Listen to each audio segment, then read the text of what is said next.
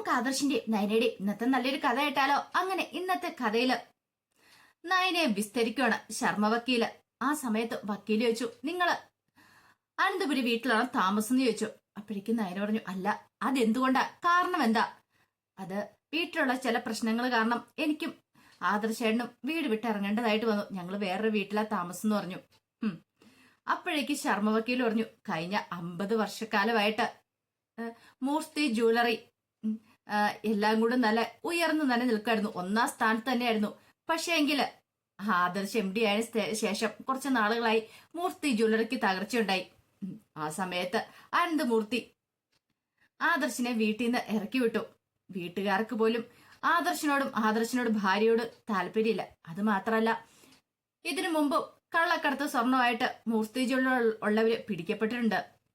അനന്തമൂർത്തി എടുത്തു വളർത്തിയ അവരുടെ ഒരു കൊച്ചുമോനായ അഭിനന്ദിനെയാണ് പിടികൂടിയത്. പക്ഷെ അന്ന് അയാളെ പിടികൂടിയെങ്കിലും പക്ഷെ ഇതിന്റെ പിന്നില് പ്രവർത്തിച്ച കൈകള് ആദർശിന്റെ ഒക്കെ ആയിരുന്നു. പക്ഷെ അയാളെയാണ് പിടികൂടി ലോക്കപ്പിലിട്ട് മർദ്ദിച്ചത്. ഇങ്ങനെയല്ല അയാൾ പറയണ സമയത്ത് നന്ദു എതിർത്തു. നന്ദു നിൽക്കുന്നുണ്ടായിരുന്നു അവിടെ. നന്ദു പെട്ടെന്ന് പറഞ്ഞു, അതെ, അങ്ങനെയൊന്നും അല്ല സംഭവം. എനിക്കറിയാം, ഞാനാണ് അന്ന് അഭിനന്ദനെ അറസ്റ്റ് ചെയ്തേ. അതിന് ഈ നിൽക്കുന്ന ആരും പ്രതികളൊന്നുമല്ല, അതിന് അയാൾ തന്നെയാണ് കുറ്റക്കാരെന്ന് പറഞ്ഞു. അത് കേട്ടുകഴിഞ്ഞപ്പോ ശർമ്മ വക്കീൽ പറഞ്ഞു, ഇത് കോടതിയാണ്, പോലീസ് സ്റ്റേഷൻ ഒന്നും അല്ല. നിങ്ങൾക്ക് തോന്നുമ്പോ ഓരോന്നൊക്കെ വിളിച്ചു പറയാനായിട്ട് നിങ്ങളോട് ആരെങ്കിലും എന്തെങ്കിലും ചോദിച്ചോ? ഇത്രയൊക്കെ നിങ്ങൾ പറഞ്ഞ സ്ഥിതിക്ക് ബഹുമാനപ്പെട്ട കോടതിയോട് എനിക്കൊരു കാര്യം പറയാനുണ്ട്. എനിക്ക് ഇവരെയും കൂടെ ഒന്ന് വിസ്തരിച്ചാൽ കൊള്ളാമെന്നുണ്ട്. അങ്ങനെ നന്ദുവിനെ വിസ്തരിക്കാനായിട്ട് ഒരുങ്ങുവാണ് ശർമ്മ വക്കീല്. പിന്നീട് നന്ദുവിനെ വിസ്തരിക്കാനായിട്ട് ഒരുങ്ങുവാണ് ശർമ്മ വക്കീല്. ആ സമയത്ത് നന്ദുവിനോട് ചോദിച്ചു, നിങ്ങള് കളരിയും കുമ്പും ഒക്കെ പഠിച്ചിട്ടുണ്ടല്ലേ എന്ന് ചോദിച്ചു. അപ്പോഴേക്കും നന്ദു പറഞ്ഞു, ഉണ്ട്, സ്വയരക്ഷയ്ക്ക് വേണ്ടിയിട്ട് പഠിച്ചിട്ടുണ്ടെന്ന് പറഞ്ഞു. സ്വയരക്ഷയ്ക്ക് വേണ്ടിയിട്ട് മാത്രമാണോ എന്നൊരു ചോദ്യം വന്നു. നന്ദു അതിന് മറുപടി ഒന്നും പറഞ്ഞില്ല. അല്ല, നിങ്ങൾ പഠിച്ചിറങ്ങിയതിന് ശേഷം ആദ്യ പോസ്റ്റിംഗ് നിങ്ങളുടെ നാട്ടിലേക്ക് തന്നെയാണല്ലോ കിട്ടിയത്. അനന്തപുരി പോലുള്ള വലിയൊരു തറവാട്ടിലെ അംഗങ്ങളാണല്ലോ ഇപ്പൊ നിങ്ങളെ 2 ചേച്ചിമാര്. അതുകൊണ്ടൊക്കെ ആ സ്വാധീനം വെച്ചാണോ നിങ്ങൾക്ക് ഇവിടേക്ക് സ്ഥലമാറ്റം കിട്ടിയെന്നൊക്കെ ചോദിച്ചു.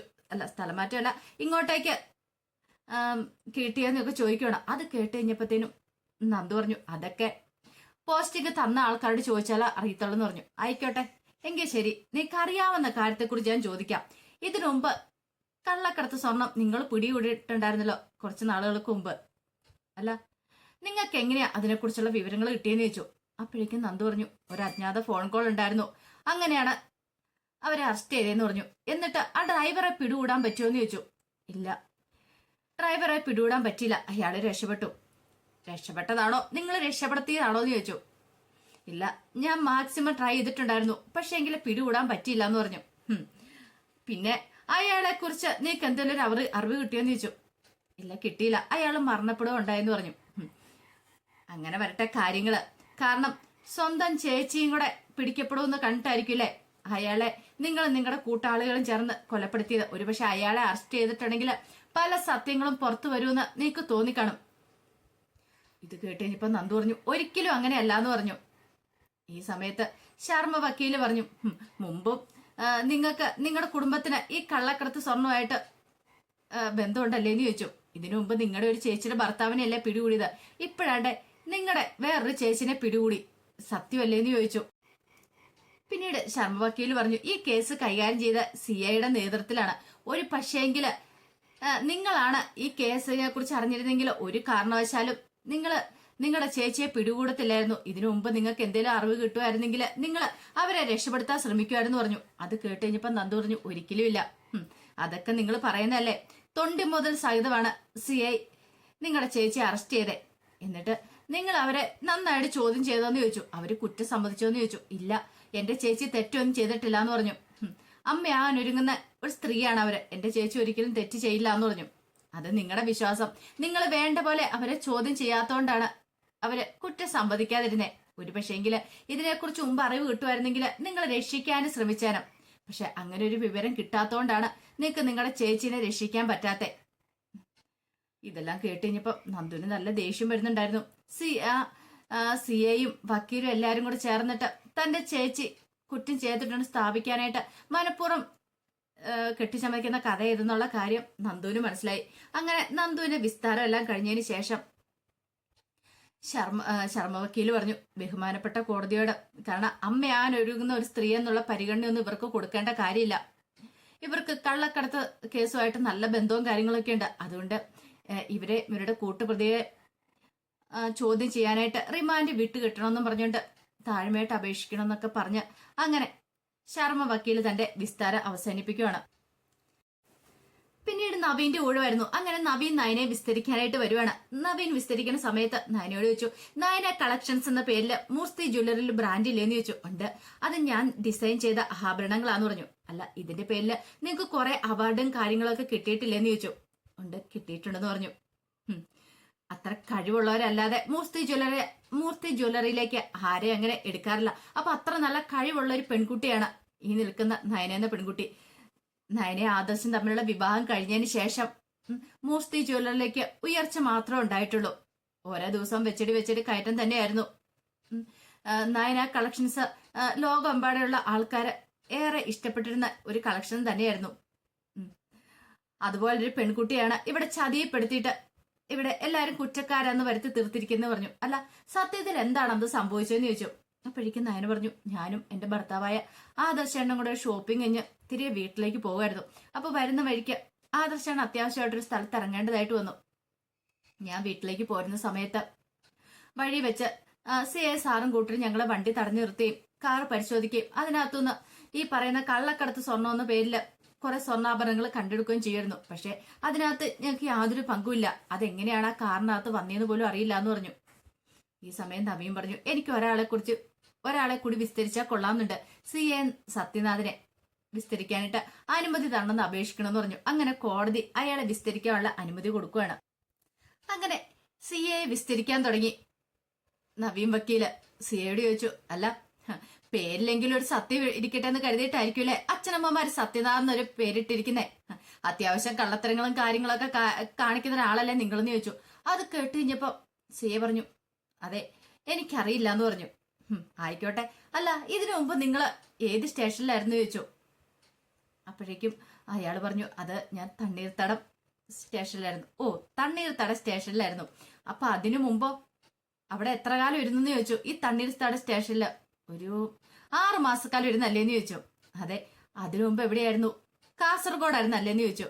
അതെ, കാസർഗോഡായിരുന്നു. അവിടെ എത്ര കാലം ഇരുന്നു? ഒരു 3 മാസം ഇരുന്നല്ലേന്ന് ചോദിച്ചു. അല്ല, ഈ കാസർഗോഡിന് മുമ്പ് നിങ്ങൾ എവിടെയായിരുന്നു ഇരുന്നേന്ന് ചോദിച്ചു. അപ്പോഴേക്കും അയാളുടെ മുഖമൊക്കെ അങ്ങോട്ട് മാറി. നിനക്ക് വയനാടിന് ഒരു ട്രാൻസ്ഫറും കാര്യങ്ങളും കിട്ടിയിട്ടുണ്ടായിരുന്നു, അത് എന്തിനു വേണ്ടിയിട്ടായിരുന്നു ചോദിച്ചു. അയാൾക്ക് ഉത്തരവില്ല. അയാൾ ആകെപ്പാടെ പതറി നിൽക്കുകയാണ്. കൈക്കൂലി കേസുമായിട്ട് ബന്ധപ്പെട്ട് നിനക്ക് ട്രാൻസ്ഫർ കിട്ടിയില്ലേന്ന് ചോദിച്ചു. 60,000 രൂപ കൈക്കൂലി മേടിച്ച കേസില് ശരിയല്ലേന്ന് ചോദിച്ചു. അയാളൊന്നും മിണ്ടിയില്ല. പിന്നീട് ആ കാര്യങ്ങളൊക്കെ നവീൻ വക്കീൽ കോടതിയെ ബോധിപ്പിക്കുകയാണ്. അതിനു മുമ്പ് 2 തവണ കൈക്കൂലി കേസിൽ ഇയാള് സസ്പെൻഷനിലായിട്ടുണ്ടെന്ന് പറഞ്ഞു. പിന്നീട് നവീൻ വക്കീൽ ചോദിച്ചു, അല്ല CA സാറിന്റെ ദാമ്പത്യ ജീവിതമൊക്കെ എങ്ങനെ പോകുന്നെന്ന് ചോദിച്ചു. അപ്പോഴേക്കും അയാളൊന്നും പതറി. അല്ല, എത്ര കുട്ടികളുണ്ടെന്ന് ചോദിച്ചു. 2 പേര്. അപ്പൊ അവര് ക്വാർട്ടേഴ്സിൽ സാറിനോടൊപ്പം കാണുമല്ലേന്ന് ചോദിച്ചു. അല്ല, അവര് വൈഫിനോടൊപ്പമാന്ന് പറഞ്ഞു. അതെന്താ വൈഫിനോടൊപ്പം? അല്ല, അപ്പൊ നിങ്ങൾ ഇടയ്ക്ക് അങ്ങോട്ടേക്ക് പോകുമായിരിക്കും അല്ലേന്ന് ചോദിച്ചു. അത് കേട്ടുകഴിഞ്ഞപ്പോ CA പറഞ്ഞു, ഇല്ല, ഞങ്ങൾ തമ്മിൽ ഡിവോഴ്സ് ആയതാന്ന് പറഞ്ഞു. അപ്പോഴേക്കും നവീൻ വക്കീൽ കോടതിയെ ബോധിപ്പിക്കുകയാണ് ചില കാര്യങ്ങള്. ഇയാളുടെ ഭാര്യ റവന്യൂ ഡിപ്പാർട്ട്മെന്റിൽ സർക്കിൾ ഇൻസ്പെക്ടറായിട്ട് ജോലി ചെയ്യുന്ന സമയത്ത് ഇയാളെ കുറിച്ചുള്ള ചില കാര്യങ്ങളൊക്കെ അവിഹിത ബന്ധങ്ങളെ കുറിച്ചൊക്കെ അറിഞ്ഞിട്ടുണ്ടായിരുന്നു. ഒടുവിൽ അങ്ങനെ ഒരു ദിവസം തങ്കത്തോണി സ്റ്റേഷനിൽ CA ആയിട്ടിരിക്കുന്ന സമയത്ത് ക്വാർട്ടേഴ്സിലേക്ക് വരുമ്പോൾ 2 സ്ത്രീകളും ഒത്ത് മദ്യപിച്ചിരിക്കുമായിരുന്നു ഇയാള്. പിന്നെ നാട്ടുകാരുടെ പ്രശ്നങ്ങളെല്ലാം തുടർന്ന് ഇയാളുടെ ഭാര്യ ഇയാളെ വിട്ടുപോയി. അന്ന് കുറെ പ്രശ്നങ്ങളും കാര്യങ്ങളൊക്കെ ഉണ്ടായിരുന്നു. അതിന്റെ ദൃശ്യങ്ങളും കാര്യങ്ങളൊക്കെ, നാട്ടുകാരുണ്ടാക്കിയ പ്രശ്നങ്ങളും കാര്യങ്ങളൊക്കെ ഈ ദൃശ്യങ്ങളിലുണ്ടെന്നും പറഞ്ഞുകൊണ്ട് ഒരു പെൺഡ്രൈവും കാര്യങ്ങളൊക്കെ ഹാജരാക്കുകയാണ്. ശരിക്കും നാണം കിട്ടി നിൽക്കുകയാണ് CA. എന്ത് ചെയ്യണമെന്ന് പോലും അറിയത്തില്ല. പിന്നീട് നവീൻ വക്കീല് പറഞ്ഞു, അഭിഹിത ബന്ധം കൈക്കൂലി കേസും എല്ലാം ഉള്ള ഒരു CA ആണ് ഈ നിൽക്കുന്നേ. എന്റെ കക്ഷിയായ നയനയെ മനഃപൂർവ്വം അറസ്റ്റ് ചെയ്തത്. ആരിൽ കുറച്ച് പണം വാങ്ങിയിട്ട്. അത് മാത്രമല്ല, അറസ്റ്റ് ചെയ്ത് പോലീസ് സ്റ്റേഷനിലേക്ക് കൊണ്ടുവന്നതിന് ശേഷം എന്റെ കക്ഷിയുടെ അനിത്യയായ നന്ദനയെ കൊണ്ട് അവരെ തല്ലിക്കാൻ വരെ നോക്കി. എന്റെ കക്ഷി പ്രഗ്നന്റ് ആണെന്നുള്ള പരിഗണന പോലും കൊടുക്കാതെ അമ്മാതിരിയുള്ള പ്രകടനമൊക്കെയായിരുന്നു CI പോലീസ് സ്റ്റേഷനിൽ ഹാജരാക്കി പോലീസ് സ്റ്റേഷൻ നടത്തിയെന്ന് പറഞ്ഞു. അത് കേട്ട് കഴിഞ്ഞപ്പോഴത്തേനും പെട്ടെന്ന് ചാടിക്കേറി CI പറഞ്ഞു, അത് പിന്നെ ചോദ്യം ചെയ്തു മാത്രമേ ഉള്ളൂ, കുറ്റം തെളിയിക്കണമെങ്കിൽ ചില പോലീസ് മുറകളൊക്കെ വേണ്ടി വരുമെന്ന് പറഞ്ഞു. അപ്പോഴേക്കും ജഡ്ജി ചോദിച്ചു, അല്ല പോലീസ് മുറകളൊന്നും പാടില്ല, കുറ്റം സമ്മതിപ്പിക്കാൻ വേണ്ടിയിട്ട് മർദ്ദനമൊന്നും പാടില്ലെന്ന് CIക്ക് അറിഞ്ഞുകൂടെന്ന് ചോദിച്ചു. CIക്ക് ഉത്തരം ഉണ്ടായിരുന്നില്ല. പിന്നീട് നവീൻ പറഞ്ഞു, എന്റെ കക്ഷി തെറ്റൊന്നും ചെയ്തിട്ടില്ല, നിരപരാധിയാണെന്ന് തെളിയിക്കുന്ന വിവരങ്ങളും കാര്യങ്ങളൊക്കെ ഞാൻ ബഹുമാനപ്പെട്ട കോടതിയെ ഹാജരാക്കുന്നുണ്ട് എന്ന് പറഞ്ഞുകൊണ്ട് കുറച്ച് CCTV ദൃശ്യങ്ങളൊക്കെ ഹാജരാക്കുകയാണ്. ഇത് നോക്കി കഴിഞ്ഞിട്ടുണ്ടെങ്കിൽ കോടതിക്ക് ബോധ്യമാവും എന്റെ കക്ഷി കുറ്റക്കാരിയല്ല, നിരപരാധിയാന്നുള്ള കാര്യം എന്ന് പറഞ്ഞു. അങ്ങനെ ജഡ്ജ് ആ CCTV ദൃശ്യങ്ങളൊക്കെ പരിശോധിക്കുകയാണ്. അപ്പൊ അതിനകത്ത് വ്യക്തമായിരുന്നു, നയനെ ആദർശം കൂടെ ഷോപ്പിങ്ങിന് വേണ്ടിയിട്ട് ടെക്സ്റ്റൈൽ ഷോപ്പിലേക്ക് കയറി പോകുന്ന സമയത്ത് ഡ്രൈവർ എന്ത് ചെയ്തു, ഫോണും വിളിച്ചുകൊണ്ട് പുറത്തേക്ക് ഇറങ്ങിപ്പോയി. അപ്പോഴാണ് 2 ഗുണ്ടകൾ ബൈക്ക് വരുന്നത്. അവന്മാര് കാറിന്റെ ഡിക്കിലേക്ക് കൊണ്ട് ആ ഭാഗമൊക്കെ വെക്കുവാണ്. അപ്പോഴേക്കും ജഡ്ജിന് മനസ്സിലായി ഇതെങ്ങനെയാ സംഭവിച്ചെന്നുള്ളത്. നവീൻ പിന്നീട് ബോധ്യപ്പെടുത്തുകയും ചെയ്തു. നയനെ ആദർശമൊന്നും കാറില്ലാത്ത സമയത്ത് 2 ഗുണ്ടകൾ വന്നിട്ട് അവന്മാരാണ് ഇത് ചെയ്തത്. ശരിക്കും ശത്രുക്കളാണ് ഈ പണി കൊടുത്തിരിക്കുന്നത്. നയനിക്കൊന്നും ഇതിനകത്ത് യാതൊരു പങ്കുമില്ല, എന്റെ കക്ഷി നിരപരാധിയാണെന്ന് പറഞ്ഞുകൊണ്ട് കോടതിയിൽ ആ കാര്യങ്ങളൊക്കെ വെളിപ്പെടുത്തുവാണ്. ഇതെല്ലാം കേട്ട് കഴിഞ്ഞപ്പോഴത്തേനും CI തലകുണിച്ച് നിൽക്കുകയാണ്. പിന്നീട് നവീൻ പറഞ്ഞു, വേണമെങ്കിൽ ഈ CI സാറിന് ശരിക്കും ഒന്ന് അന്വേഷിക്കുമായിരുന്നെങ്കിൽ ഇതിന്റെ സത്യാവസ്ഥ അറിയാവുന്നുണ്ടായിരുന്നുള്ളൂ. എന്നെ ഈ കേസ് സഹായിച്ച നയനയുടെ അനുജത്തിയായ നന്ദന SI ആണ്. നന്ദനയാണ് ഇത് കണ്ടുപിടിച്ചത്. ഈ CCTV ദൃശ്യങ്ങളും കാര്യങ്ങളും ഒക്കെ കണ്ടെത്താനായിട്ട് എന്നോടൊപ്പം ഉണ്ടായിരുന്ന SI നന്ദനയാണ്. വേണമെങ്കിൽ നന്ദനയ്ക്ക് ഈ കാര്യങ്ങളൊക്കെ CIയോട് വെളിപ്പെടുത്തായിരുന്നു, ഈ CCTV ദൃശ്യങ്ങളും കാര്യങ്ങളൊക്കെ കിട്ടിയത്. പക്ഷെ അങ്ങനെ അത് വെളിപ്പെടുത്തിയിട്ടുണ്ടായിരുന്നെങ്കിൽ, CI ഇത് അറിഞ്ഞിട്ടുണ്ടായിരുന്നെങ്കിൽ, CI കൈക്കൂലി മേടിച്ചിട്ടല്ലേ ഇതൊക്കെ ചെയ്തിരിക്കുന്നത്. അയാള് ചിലപ്പം ആ ഗുണ്ടകളെ ഇവിടെ കൊണ്ടുവരും, അവരെ ആ ഗുണ്ടകളെ കൊണ്ട് പറയിച്ചേനും നയനെ പറഞ്ഞിട്ടാണ് കാറിനകത്തേക്ക് കൊണ്ട് ഈ കള്ളക്കടത്ത് സ്വർണങ്ങളൊക്കെ വെച്ചെന്നുള്ള കാര്യം. അതുകൊണ്ടാണ് നന്ദൻ ഈ കാര്യങ്ങളൊന്നും CIയോട് പറയാതിരുന്നേന്ന് പറഞ്ഞു. അപ്പോഴേക്കും കോടതി CI ശാസിക്കുന്നുണ്ട്, നിങ്ങൾ ഈ കള്ളക്കടത്ത് സ്വർണം പിടികൂടാൻ കാണിച്ചിരുന്ന വ്യഗ്രത അത് കണ്ടെത്തിയതിന് ശേഷം നിങ്ങൾ അത് ശരിയാണോ അല്ലെങ്കിൽ അങ്ങനെ ഒരു സംഭവം അവർ ചെയ്തിട്ടുണ്ടോ ഇല്ലയെന്ന് അറിയാനായിട്ട് നിങ്ങൾ കാണിച്ചിട്ടില്ല എന്നൊക്കെ പറഞ്ഞിട്ട് കോടതി അയാളെ ശാസിക്കുന്നുണ്ട്. പിന്നീട് നവീൻ പറഞ്ഞു, എന്റെ കക്ഷി നിരപരാധിയാണ്, അച്ഛനും അമ്മയും നന്നായിട്ട് വളർത്തിയ ഒരു പെൺകുട്ടിയാണ് നയന. ഇന്ന് വരെ ഇങ്ങനെ തെറ്റുകളും കാര്യങ്ങളും ഒന്നും ചെയ്തിട്ടില്ല. സമൂഹത്തിലെ നിലയും വിലയുള്ളൊരു കുടുംബത്തിലെ മരുമകളാണ് അവരുടെ ജീവിതം താർക്കാൻ വേണ്ടിയിട്ട്, അവരെ മനഃപൂർവ്വം കരിവാരിത്തേക്കാൻ വേണ്ടിയിട്ട് ശത്രുക്കള് ചെയ്ത പണിയാണിത്. അതുകൊണ്ട് എന്റെ കക്ഷിയെ നിരുപാധികം വിട്ടയക്കണമെന്ന് അപേക്ഷിക്കണം എന്നൊക്കെ പറഞ്ഞുകൊണ്ട് നവീൻ പറയുകയാണ്. ഒടുവിൽ അങ്ങനെ ജഡ്ജിയുടെ വിധി വന്നു. നയനെ വെറുതെ വിട്ടിരിക്കുന്ന കോടതി വിധി കേട്ട് കഴിഞ്ഞപ്പോ ആദർശനൊക്കെ ഭയങ്കര സന്തോഷമായി. അങ്ങനെ കോടതിക്ക് പുറത്തേക്ക് വന്നു കഴിഞ്ഞപ്പോ നവീനെ പോയി നന്ദു അഭിനയിക്കുന്നുണ്ട്. കൺഗ്രാസ്, ഒരിക്കൽ കൂടി നവീനേട്ടൻ തെളിയിച്ചിരിക്കുവാണ്, ഞങ്ങളെ 2ാം തവണയാണ് രക്ഷിക്കണേന്ന് പറഞ്ഞു. അപ്പോഴേക്കും ആദർശൻ നയനയും കൂടെ ഇറങ്ങി വന്നു. ആദർശൻ നവീനോട് പറഞ്ഞു, എനിക്ക് നല്ല പേടി ഉണ്ടായിരുന്നു പറഞ്ഞു. ഇപ്പൊ പേടിയൊക്കെ മാറിയില്ല ആദർശന്റെ, ഇപ്പൊ പേടിയൊക്കെ മാറിയെന്ന് പറഞ്ഞു. ഈ സമയത്താണ് ശർമ്മ വക്കീൽ ഇറങ്ങി വരുന്നത്. വക്കീലിന്റെ അടുത്തേക്ക് ഇന്ന് നവീൻ പറഞ്ഞു, നരസിംഹന്റെ കൊച്ചുമോനാന്നുള്ള കാര്യം ഞാൻ വീണ്ടും തെളിയിച്ചിരിക്കുകയാണ്, സാറിന് ആ കാര്യത്തിൽ സംശയമൊന്നും ഇല്ലോന്ന് പറഞ്ഞു.